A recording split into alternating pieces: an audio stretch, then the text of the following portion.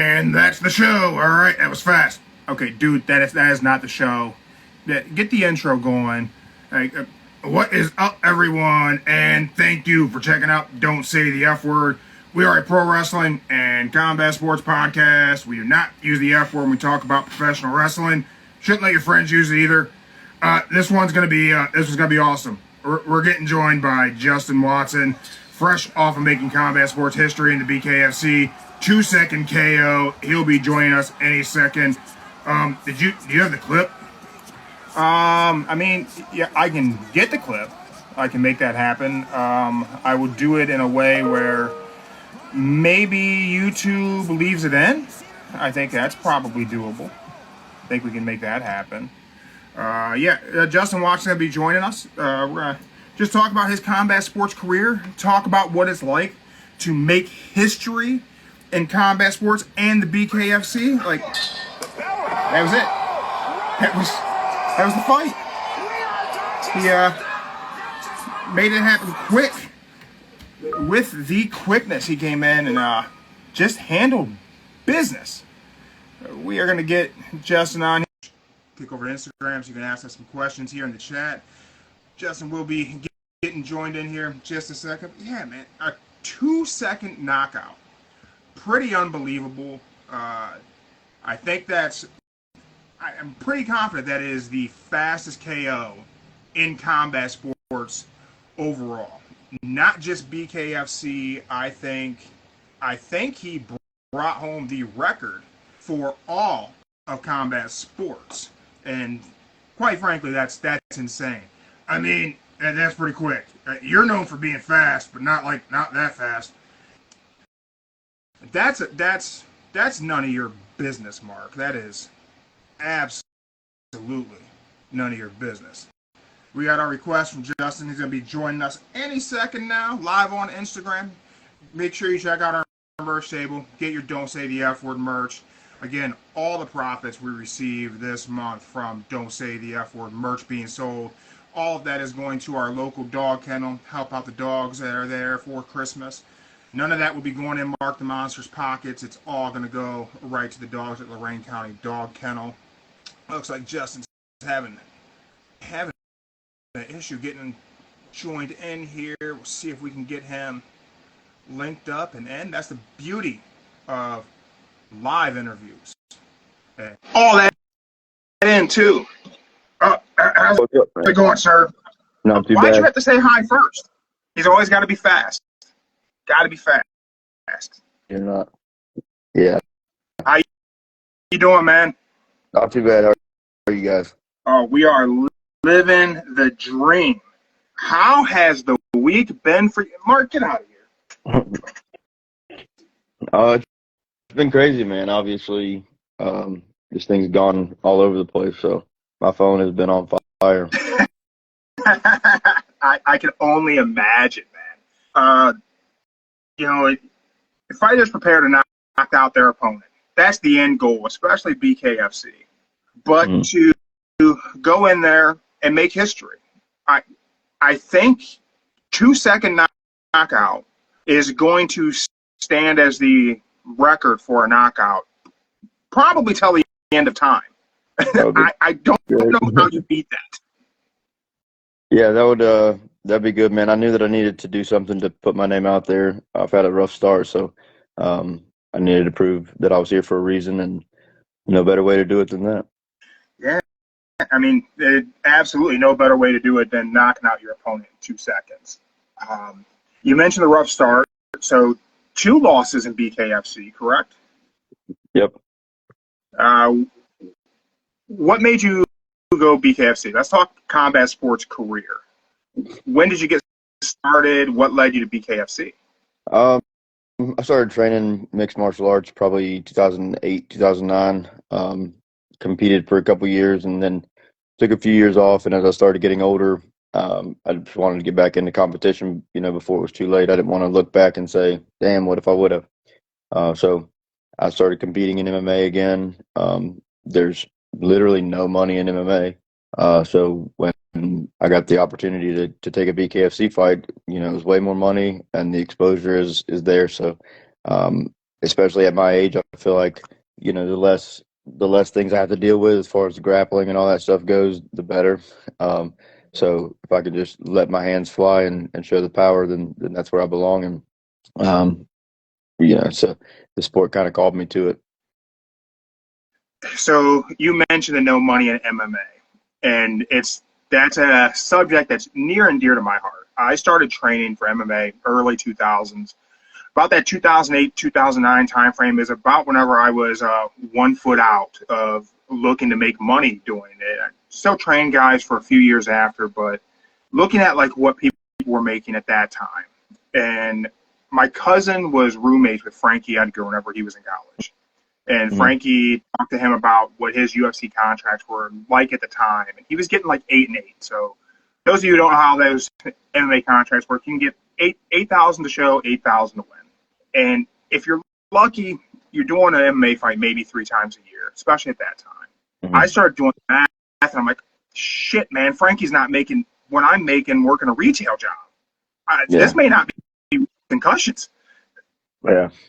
Yeah. And I mean, you have to get there. So, Yeah, in order to get there, first off, going through the amateur scene, there's zero money. And then when you go pro, you're talking about a long time before you're making more than 1,000 and 1,000. Like your first mini fights for most people are 300 and 300, 500, 500.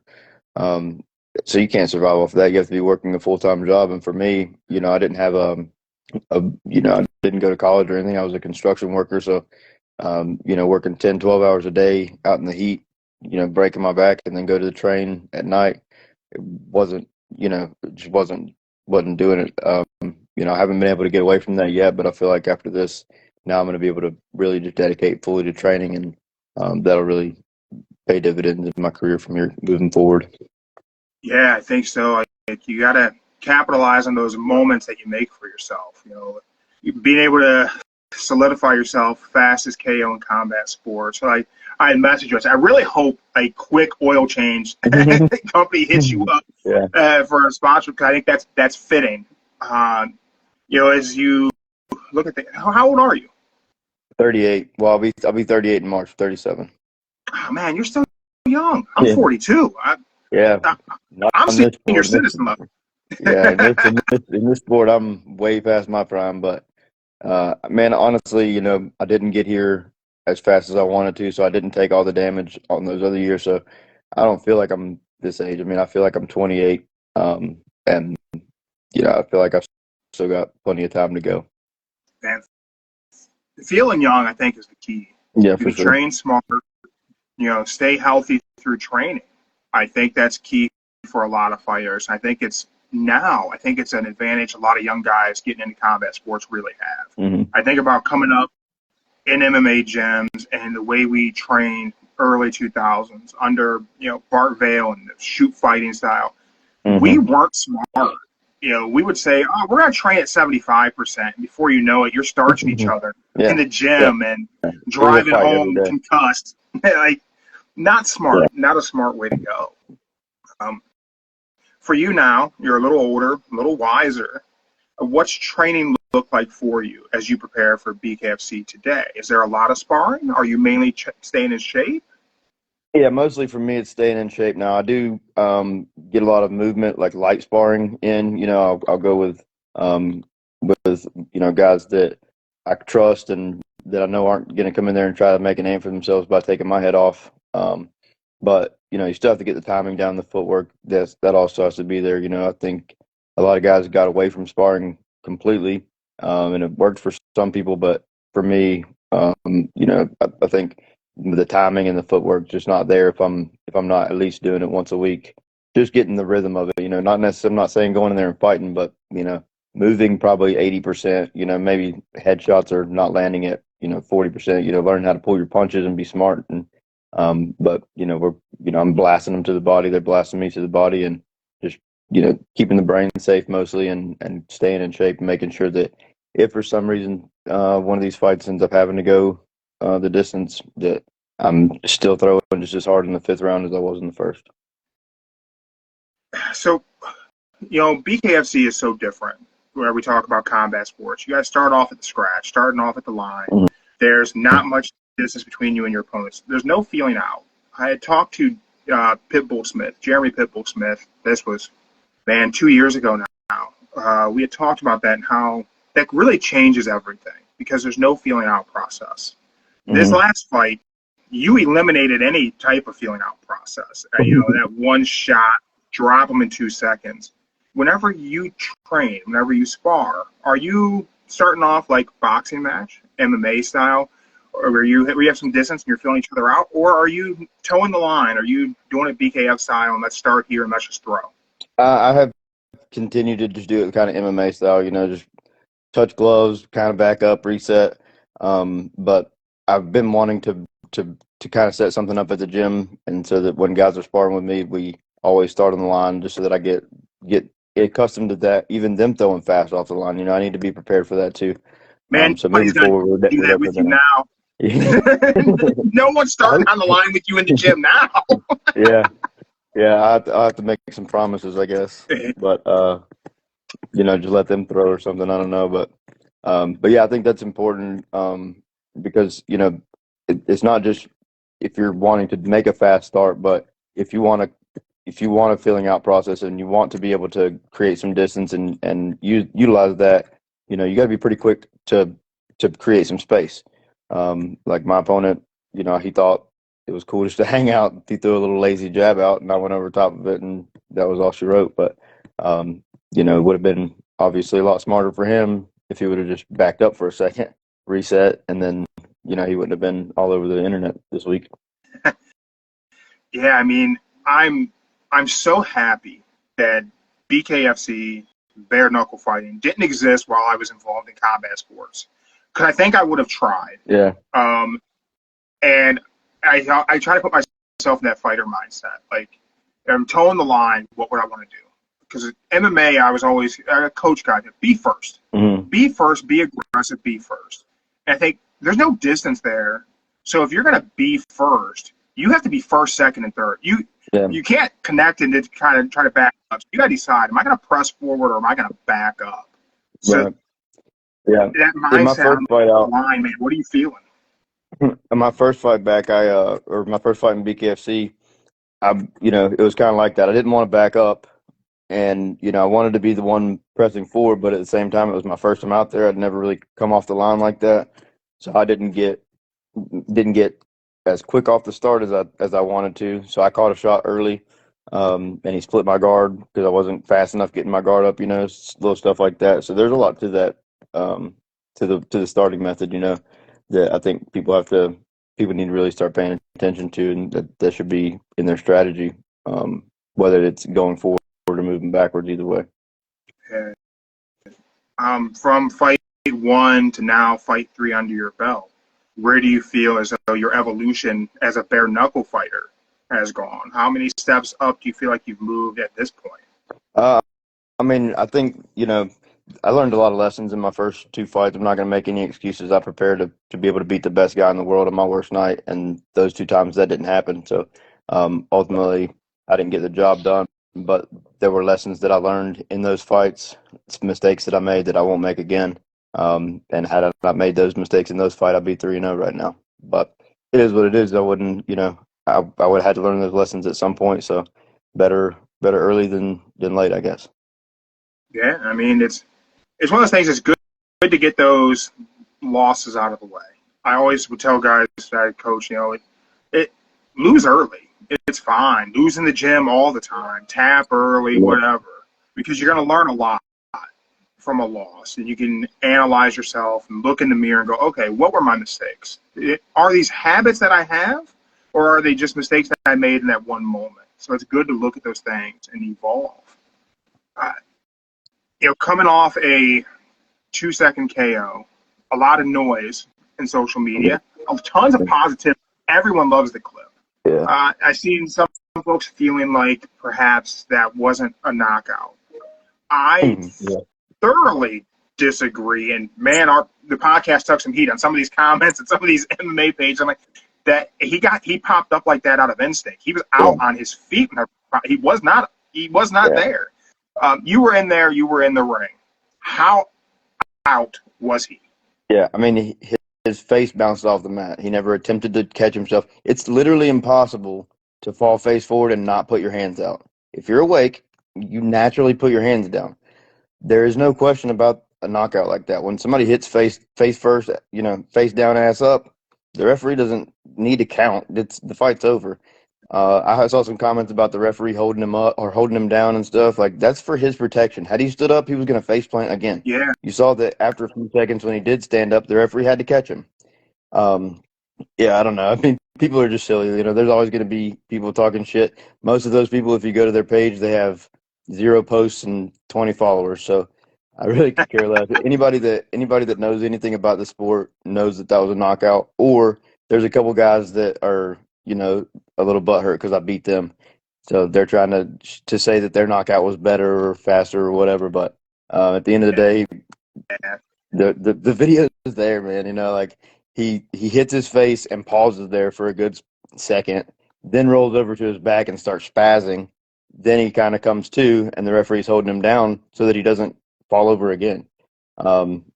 There's no question about that knockout. Anybody who knows anything about it that sees the angles, from the right way, there's not questions.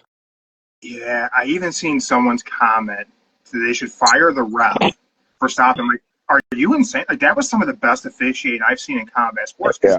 The ref moved in, you connected, he seized, and the ref was moving in to be there whenever he hit. He threw his hand out with a 1, and then waved it off. To go one step further, Sean Wheelock is doing a reffing and judging seminar next month in Kansas. Massive seminar. It's all on bare-knuckle. They're using that clip to show what a perfect stoppage is. When your hands don't go down, immediately after the fight, Sean came up to me. He's like, dude, if you're not already coming to the thing, you should come now. You're going to be a legend. I'm definitely using that at the clip. That's a perfect stoppage by the referee. That ref is going to get a lot of praise. Anybody that talks bad about that ref, he did a really good job, man. There's nothing you could have done better than that.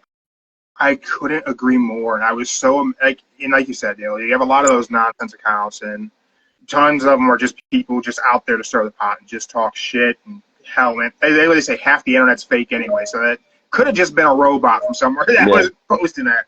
But I'm like, man, if you watch that and you know anything about combat sports, and if you've ever been knocked out, knocked someone out, or seen someone get knocked out from a really, really close perspective, he was out. It was a good stoppage. And what do you think happens if the referee counts him out?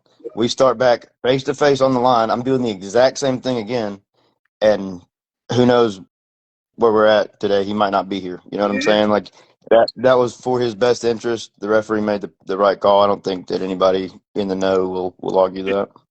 Yeah, and that was one of the things. So I said, well, he probably would have, been ready to go at the 8 count. Like, if he would have continued to take damage to his brain after an 8 count, he could have found himself in a very, very bad situation immediately, or certainly damage down the road. I mean, it was going to be another shot exactly the same. Had we lined back up, I was coming with the exact same shot down the middle. Hopefully this time he didn't turn his head and it would have hit him on the jaw, and it would have even caused more damage. I mean, that was the other thing I heard people were saying. It was the back of the head. That was kind of silly. He threw a punch and kind of turned his head as he was throwing it, so it hit his ear. But my hand's on his ear and the back of his head. But that's a completely legal shot, and he turned his head. It's on him. It would have been on the jaw, and it would have been a lot worse for him if he wouldn't have turned his head. He would have been probably had his mouth all wired shut today. Yeah. There's always so much discourse about what is back of the head in combat sports. Mm-hmm. And I always go to the OG Big John McCartney. If you're hitting the ear at all, mm-hmm. you are not hitting the back of the head. Right? That is the easiest. If the ear is caught in that shot, that's not a shot to the back of the head. Yeah. Even with a Brock Lesnar size, catcher's mitt of a hand, if he's connecting the ear, it's not in the back of the head. Yeah. Not even a conversation. Yeah, I don't even think that you can, in that scenario, the only way that you can really even do back of the head in boxing is if somebody turns and runs from you, or you're clenched up and rabbit punching the back of the head. Like any other way that it would even land there, it's going to be his fault for turning. during during the exchange. And so yeah, any of the negative comments, like I said, that's like the three things that anybody pointed out, and it's all refuted when you watch the slow-mo video, if anything else, if nothing else. Absolutely. And there are enough shots of it in slow mo. You made USA Today. That's great to have. Your clip on USA Today. Yeah, the Forbes. Yeah. It was on Forbes magazine. It was on 50 Cent shared one of the clips earlier today. Like, it's ridiculous, man. All this attention, man. It's a great Christmas present. You got the Christmas tree behind you. How's your family feel? You got married kids? Excited, man. Not married. I got a girlfriend and a kid. But yeah, man, they're stoked. They all knew that this day was coming. It was just a matter of time, and I'm just happy that they can now say, told you so. When, I don't really care about me doing that. I don't really care about the told you so's, but it's really awesome watching them be able to do it, and then be proud of just, that they were there for the journey. It's got to be really great to have that accomplishment to hang up there, that record, to look at and go, hey, you know what? I did this, and man, I got to be honest. I don't know how anyone takes that away. Yeah, I mean, even if somebody beats the record, it's that highlight lives on forever. They're never going to stop playing that highlight. Every great knockout series that's out is going to have it on there.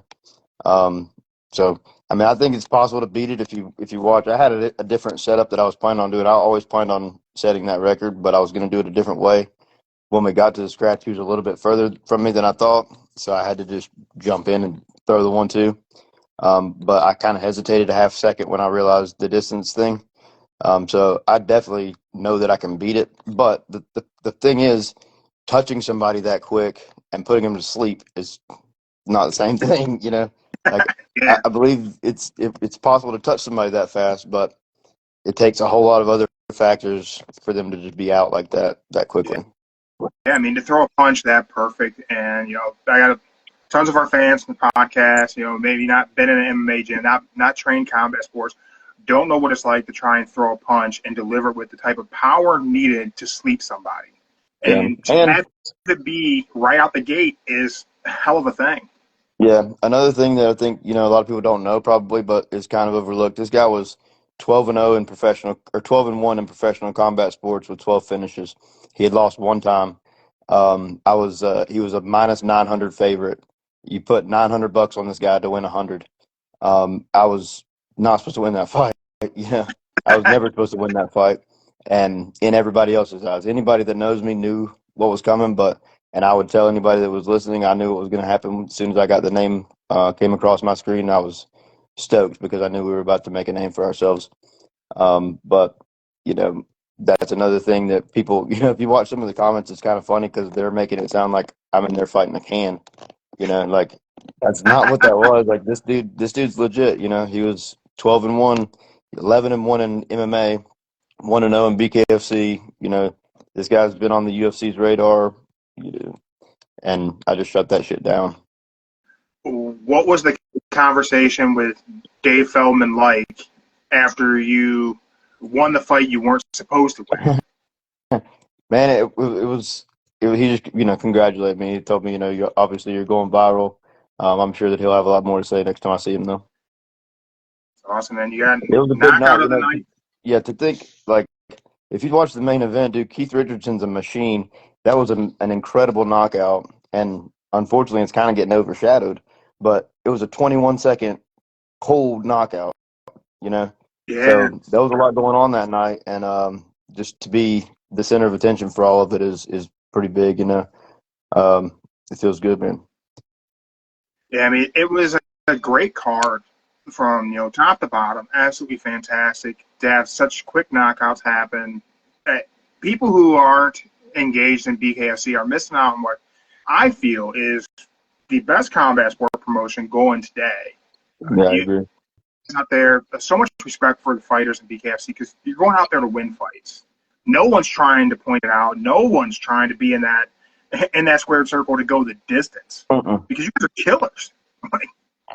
Yeah.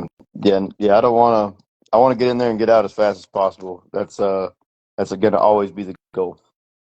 Yeah, make that money and get out quick. Yep. what's next? This fight was 2 seconds long, so you don't need a whole lot of time to recover from this one. That I'm sure training camp was a lot more work and a lot more wear and tear than the actual fight. But what's your turnaround like? What are you looking to do next? Yeah, man. Like I said, being the age that I'm at, I don't have a ton of time to ride this thing. Like there's only so many fights that I have left. I'm just my personality. I'm ready to go tomorrow. After the fight, I let them know that I'd be down for this card in Florida in a couple weeks if anybody fell off, or if Knuckle Mania in Philly, if they needed somebody, they could call me. So Philly's I'm ready to jump coming back up. in there, man. Yeah, it's it'll really just be up to Nate Shook and Dave Feldman, the matchmakers, as to what's next. But I'm ready when they are. That's awesome, man.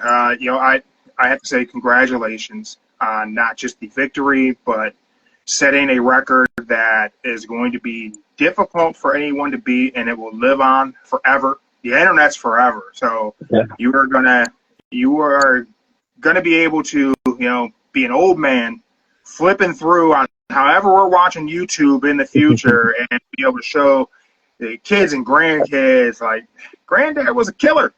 Yeah, it's amazing, man. Just to think, like, obviously the payoff hasn't come yet, but I know that it's going to. And in essence, I've changed my daughter's life in 2 seconds. Yeah. That's an amazing feeling, man. Yeah, that's what it's all about, right? It's be able to pass things down, make life easier for our kids, and I see great things for you. I hope like hell. Lube stop, a 10-minute oil change, put you on a commercial for a 2-second clock cleaning. Yeah, I need an oil change right now, so they should hit me up. Yeah, there you go. At least save you the $60. Yeah, dude. Just do something. But I want to thank you for your time this morning, man. It's appreciated. I wish you the best of luck and ahead of that next fight. Whenever you get that call, I'll be happy to have you on and look to hype that up and draw some attention and get some of our fans to get in the comments and take a guess of how long it'll take you to sleep somebody else. Because I don't know, man. If you're able to beat 2 seconds, that's going to be amazing because that is just so fast, so unbelievably fast. Yeah, it's gonna be tough. Definitely, I know everybody's gonna be watching for my next few opponents for sure. So, but that's not gonna stop me from trying. Yeah, you can guarantee next opponent's going to back up off of that line whenever that bell rings. They're not going to stand there. Yeah, might just have to bull rush them. Yeah, you have to come in. You have to swarm them. Yeah, I appreciate you, man. It's been a great interview. Anytime, just any sponsors you need to shout out? Anybody you need to thank? Anything? Man. Tennessee Hemp Care has been with me since the beginning. That's my main sponsor. Hat Creek Customs is a big one that jumped on this time. Loudoun County Bail Bonds, Freckle Love, Bentley the Voorhees. This little dude, man. He's a killer. He's going to be running the jiu-jitsu scene pretty soon. He's 11 years old, but he's making a name for himself. Accentuated Beauty, CNC Management. Thank everybody for all the support. Doc Electric. Let's go, baby. Awesome, man. Thank you for your time. Everyone, go check out Justin Sponsor. Go check him out on Instagram. Find him on all of his socials. And again, if you need any Don't Say the F Word merch, it's at our merch table, link in the bio. And again, all profits are going right to our local dog kennels. Thank you, everyone, who checked us out live on Instagram. Anyone, YouTube, Spotify, thank you for checking us out there. But don't forget to follow us on Instagram because you never know when a live interview like this with a history-making fighter is just going to pop up on our Instagram out of nowhere. Justin, thank you, sir. I hope you and your family have a great holiday season. Stay healthy, stay well, and be ready because I got a feeling Feldman will be calling you to have you on that Knuckle Mania card in Philly because that'll be some great attention on a great event. Yes, sir. Thank you very much, man. I appreciate the interview. Absolutely, man. Anytime. You take care. Yes, sir. Take care.